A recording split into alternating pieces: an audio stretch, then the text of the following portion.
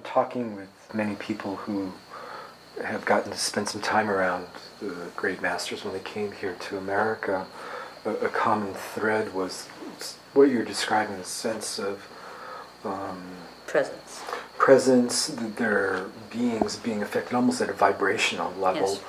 Yes. I was curious about how you, if you could say a little bit more about this energetic presence of the Karmapa, what he drew out of you, and also how that differed from His Holiness Mindrolling Trichen, who I would imagine That's the has same his thing. own kind People of say it's the energetic same presence. thing. Now, being born there and having lived, that really sort of doesn't, unless he gets some cases, yes, of course.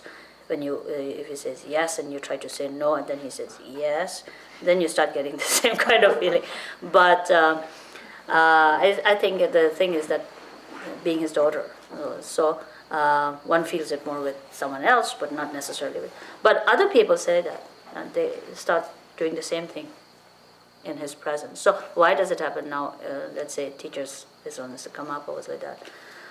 His Holiness Mindrolling. There's a little bit of, I don't know whether the word would be right way to, but just so that we understand better, there's a little quality of gentleness in some.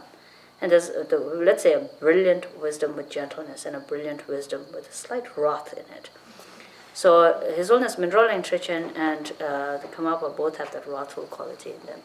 Whereas Dilgo Khyentse Rinpoche has just this immense mountain of flowing compassion, and all you want to do is just sort of soak in and soak in and soak in and soak in, and that nothing could go wrong if it was there. And in the presence of the previous two teachers would be is that I'm going to make a mistake, I'm going to make a mistake, I'm going to make a mistake, kind of a situation. But it comes with immense selfless giving.